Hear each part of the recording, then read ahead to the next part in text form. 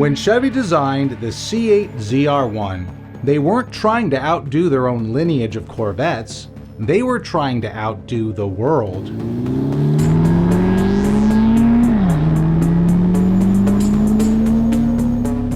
And with a 0 to 60 time of 2.3 seconds and a top speed of 233 miles per hour, and all of that incredible performance for a mere $175,000, it's safe to say they've succeeded.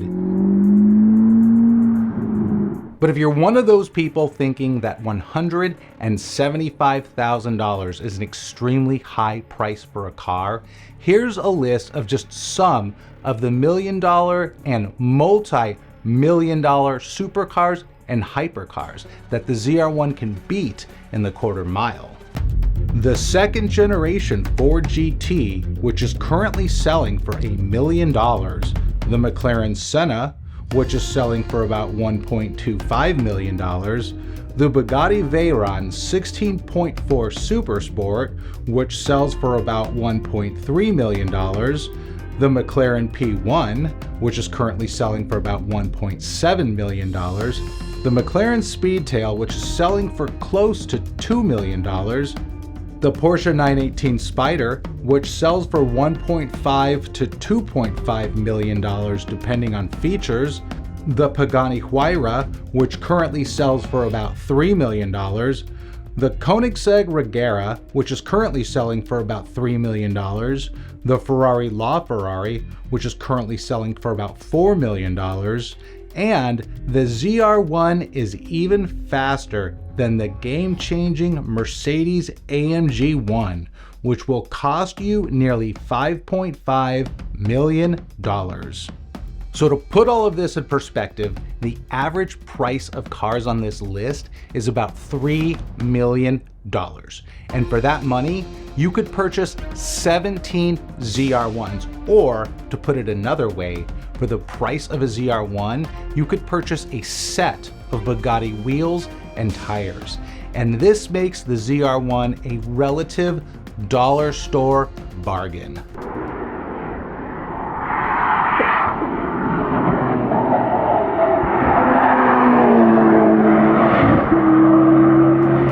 If you're new to my channel, I publish original automotive content that you cannot find anywhere else. So if you're not subscribed yet, click below to subscribe.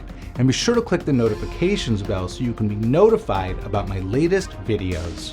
And if you're wondering which cars the ZR1 beats in the top speed category, we would be here for hours if we listed off every car that is slower than the ZR1. And it would be much easier just to list all of the current production cars that are faster. According to CarWow, the ZR1 is the 10th fastest car currently in production, and the 9 cars that are faster are the Pagani Huayra, which has a top speed of 238 miles per hour, the Aston Martin Valkyrie, which has a top speed of 250 miles per hour, the Koenigsegg Regera, which also has a top speed of 250 miles per hour, the McLaren Speedtail, which again has a top speed of 250 miles per hour, the Rimac Navara, which has a top speed of 256 miles per hour, the Hennessy Venom F5, which has a top speed of 272 miles per hour, the Bugatti Tourbillon, which has a top speed of 277 miles per hour, the SCC Tuatara, which has a top speed of 295 miles per hour, and finally, the Koenigsegg Jesko Absolute, which has a top speed of 310 miles per hour. So now, think of every single production car that I didn't just mention. The ZR1 is faster than all of them.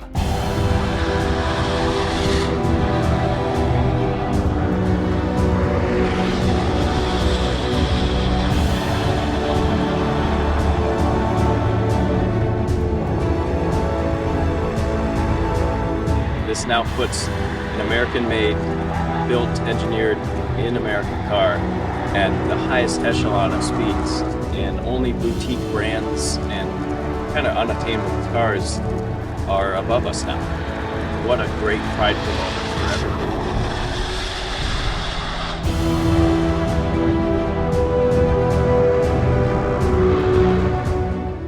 But how does the ZR1 manage to be so incredibly fast while costing a tiny fraction as much as cars that have comparable performance?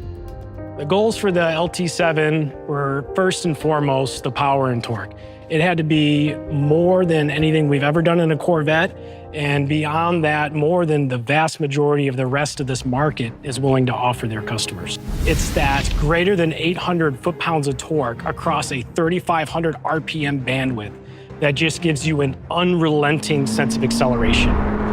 What we settled on was a mono-scroll 76 millimeter compressor with a 67 millimeter turbine wheel in it.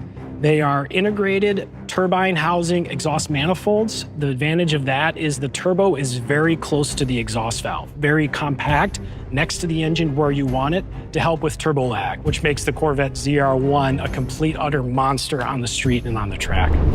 Feels like you're getting fired off in a jet plane. Chevy equipped it with a 4-liter mono-scroll twin turbocharged V8 that produces 1,036 horsepower and 848 pound-feet of torque. But unlike European manufacturers, which are always trying to reinvent the wheel with incredibly complicated solutions for creating more speed, Chevy keeps things simple, which keeps R&D costs down.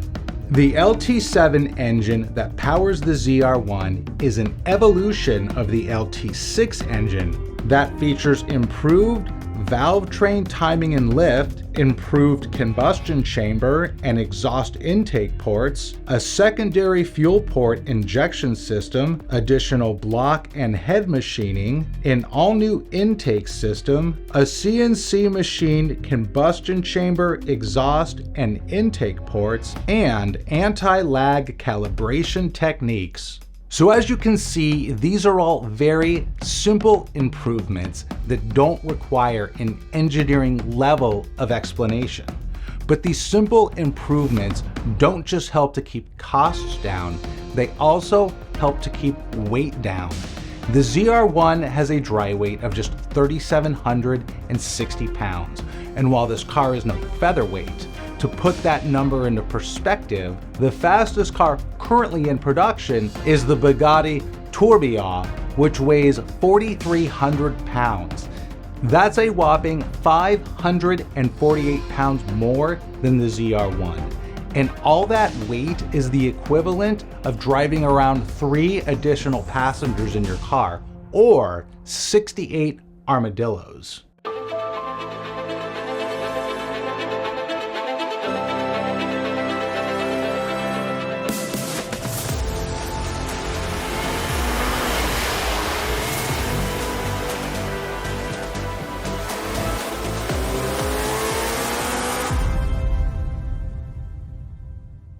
Now, if you're wanting to purchase the ZR1, there's lots of good news for you.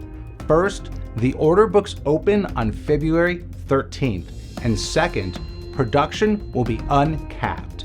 So unlike every other car that has comparable performance to the ZR1, you won't need to go down on your dealer and pay a 6-figure market adjustment fee to get an allocation for one. You can just contact Chevy and place your order. For the money, the ZR1 is simply an amazing car that by all accounts shouldn't even exist, and it kind of destroys all excuses for buying any other car in this price range. And quite simply, there's really nothing bad you can say about it, except that it doesn't have a manual transmission. Thanks for watching, and for more automotive content that you cannot find anywhere else, click here to subscribe.